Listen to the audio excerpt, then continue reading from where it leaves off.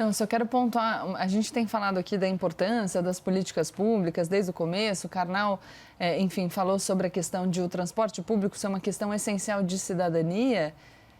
E vamos lembrar, né, pessoal, qual foi o estopim para as manifestações de 2013?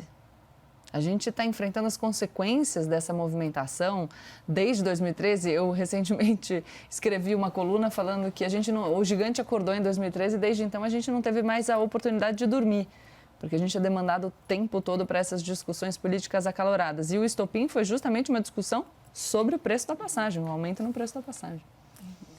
Eu acho que, retomando um pouco o que o professor falou, além de tudo isso, a gente acaba se focando muito no urbanismo das cidades europeias, que realmente não são melhores, sei lá, os melhores modelos para cá. Acho importante a gente ver também o que foi feito na América Latina. Acho que a gente tem bons exemplos, como a cidade de Medellín, que também deu uma boa priorizada agora, né, recentemente, com as bicicletas. Mas também a China, que tem uma questão populacional, né, é um país mais populoso do mundo, e como que eles têm enfrentado essa questão, né? Porque realmente, assim, só o metrô dá conta?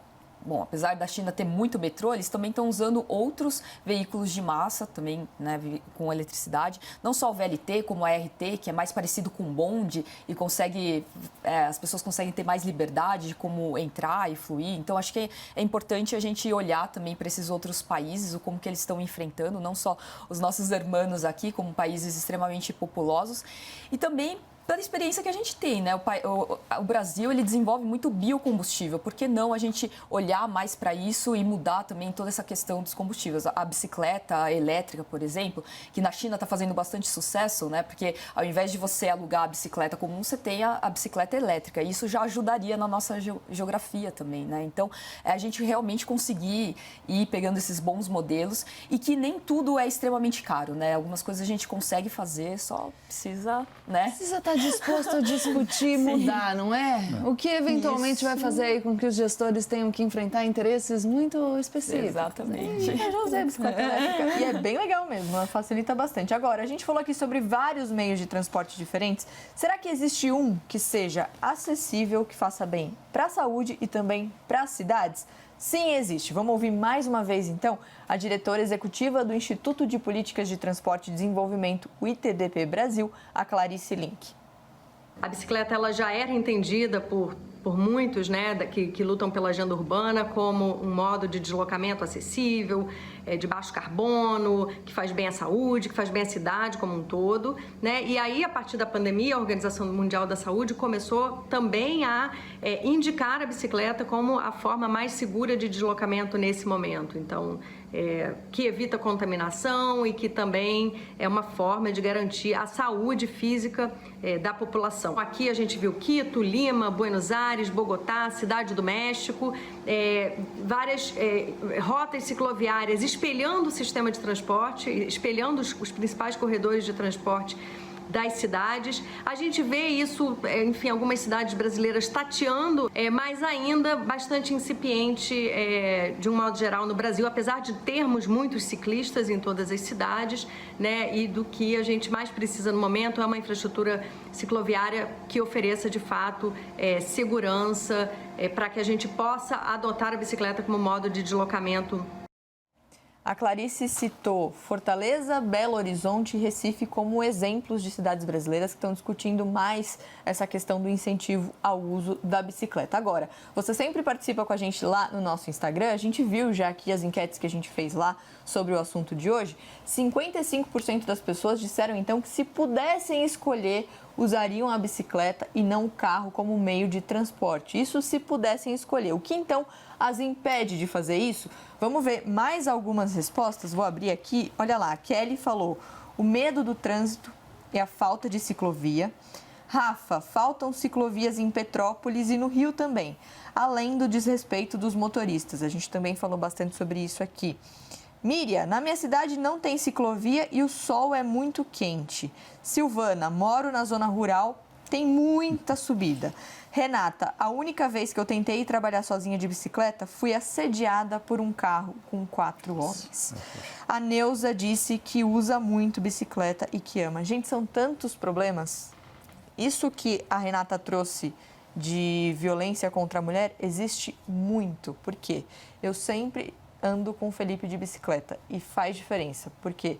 Não deveria fazer, né? Mas faz diferença, porque você tem aquela sensação de segurança. Eu já tentei em algum momento andar ali um trajeto sozinha e a gente se sente insegura, ainda mais à noite. Por quê? Tem iluminação, também é importante falar. Às vezes não tem iluminação para você andar de bicicleta à noite. Mulher sozinha é perigoso. Então são vários problemas que, de certa maneira, impedem as pessoas de dar esse primeiro passo para, de fato, tentar usar a bicicleta como meio de transporte principal, né, Rita? Com certeza. Realmente, a gente sabe que tem alguns lugares que tem o privilégio de ter mais ciclovia e ciclofaixa, mas não é todo mundo que consegue ter acesso a isso. Então, fica muito difícil para as pessoas que moram mais afastadas do centro utilizarem a bicicleta, né? Como você disse, a iluminação, a qualidade das vias, enfim, os locais que as pessoas moram, né? Então, é realmente muito complicado e nem todo mundo pode fazer essa opção. Além do mais, se a gente tem uma bicicleta elétrica, isso também aumenta a possibilidade de roubos, enfim, a gente sabe que as pessoas, na bicicleta, dependendo da velocidade onde você está andando, é muito mais fácil das pessoas derrubarem. Isso já aconteceu comigo, de pessoas, eu estar andando de bicicleta e as pessoas me derrubarem da bicicleta e tentarem roubar. Então, assim, muita coisa acaba acontecendo porque a gente fica muito mais vulnerável na bicicleta do que dentro de um carro, com certeza. As cidades, Ritas, foram pensadas para o carro. Vocês falam de bicicleta, gente, eu ando muito a pé aqui em São Paulo. As calçadas são um desastre. São um desastre. E eu estou falando das calçadas da região da Paulista. Tem raízes, tem buraco, tem obstáculos. Vocês sabem que quedas constituem uma grande causa-mortes para pessoas da terceira idade, problemas graves. Nossas calçadas são um desastre. Quando não, tem um pé de coroa de Cristo espinhento e aí tem para passar uma pessoa delgada e auge e muito magra do balé Bolshoi, né? Assim, passando nas duas pontas. É muito difícil andar a pé em São Paulo também. O Rafa ou a Rafa, não sei aqui, falou sobre o desrespeito dos motoristas. É importante a gente falar sobre isso também, né? Porque mesmo que as cidades tenham sido feitas para os carros, os motoristas podem pensar na cidade de uma maneira diferente, né? Entender que agora as pessoas estão usando bastante a bicicleta. Sobre a calçada, eu sempre falo sobre isso. Quando eu ando com meu pai na rua, que é cego, idoso, é muito difícil. É muito difícil andar na calçada com ele. Eu fico muito nervosa e ele também fica muito nervoso. Então, a gente também precisa falar sobre o problema das calçadas, que é muito grave. Muita gente comenta assim que não tem muitas pessoas com deficiência andando na rua, mas elas acabam não andando justamente porque é praticamente impossível, né? Se fosse mais acessível, realmente a gente veria muito mais. As pessoas, inclusive, pegando metrô, ônibus e etc, né?